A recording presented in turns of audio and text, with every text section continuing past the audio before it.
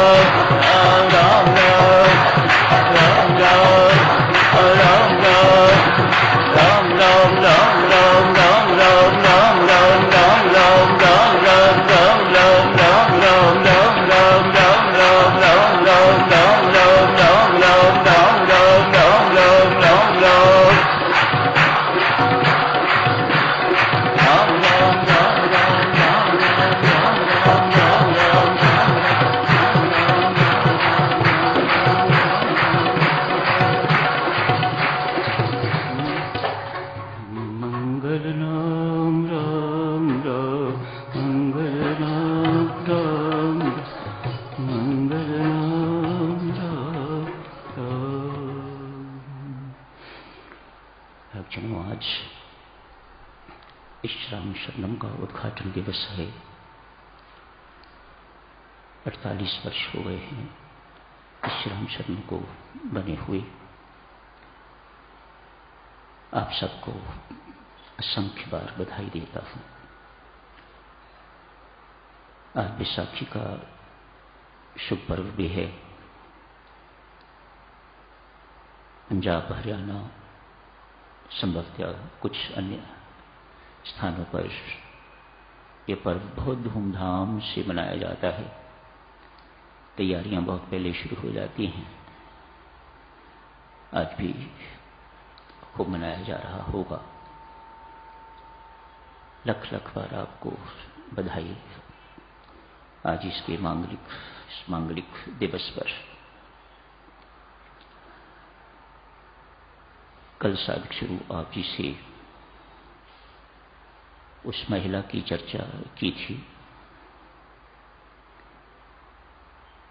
जो संसार की दृष्टि से धन के अभाव होने के कारण गरीब समझी जाती थी, लेकिन आपने तो उन्हें उनके गुणों के कारण बहुत अमीर घोषित कर दिया। असली अमीर आपने घोषित कर दिया उस महिला को। मानो आप ये स्पष्ट कर रहे हों, मेरी गरीबी का प्रश्न पैसों के होने या पैसों के अभाव से नहीं होना चाहिए। सद्गुणों से कौन अमीर है और सद्गुणों के अभाव से जो है वह गरीब है।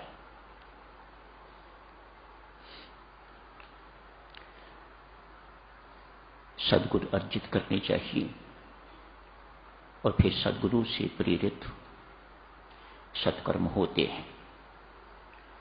तो सद्गुणों की पूंजी इकट्ठी होती है, सत्कर्मों की पूंजी इकट्ठी होती है। व्यक्ति सेवा करने लग जाता है,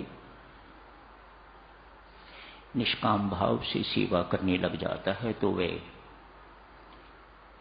भीतर की संपदा से मालामाल हो जाता है। सब में परमेश्वर को देखने की योग्यता, सब में परमात्मा का नूर विराजमान है, इसे अवलोकन करने की योग्यता धीरे धीरे परमात्मा उसे देनी शुरू कर देता है। उसके लिए सर्वत्र जगत राममय हो जाता है।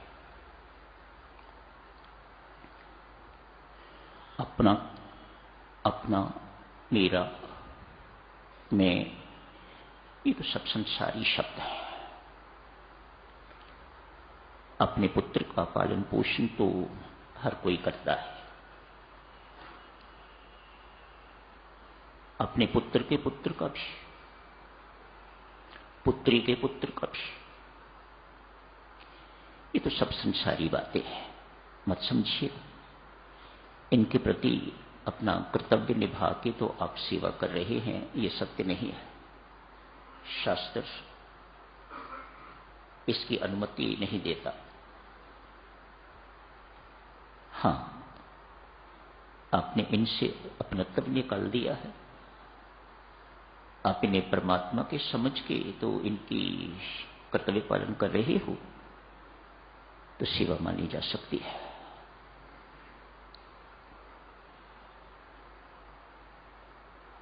अपनी पुत्री को बहुत दहेज दिया जाता है। शास्त्र कन्यादान तक तो कन्यादान स्वीकार करता है। उसके बाद यदि आप ये समझे कि उन्हें जिंदगी भर दे के तो आप दान कर रहे हो, तो शास्त्र सहमत नहीं है। ये दान नहीं है।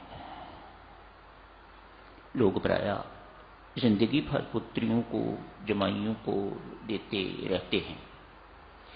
कहीं आप इस भ्रांति में हो कि ये हमारा दान समझा जाएगा, तो ये भ्रांति है, ये सच्चाई नहीं है।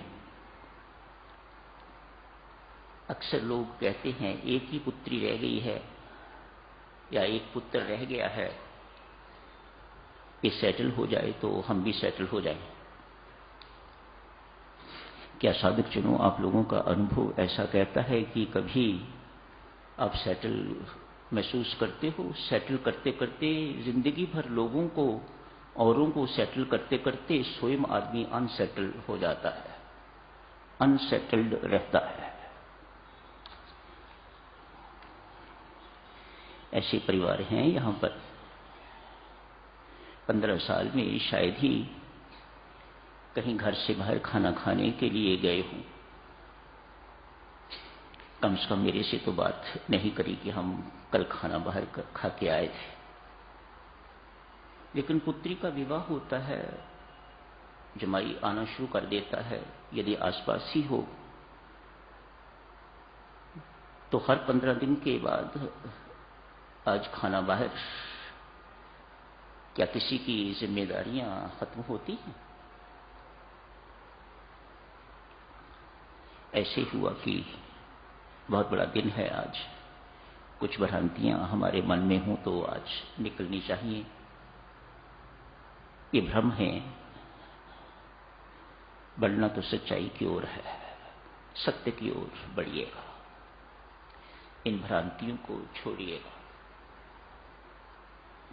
देना बुरी बात नहीं है। आप मकान दीजिएगा, एक कोठी दीजिएगा, अनेक कोठियां दीजिएगा पुत्री को, देना बुरी बात नहीं।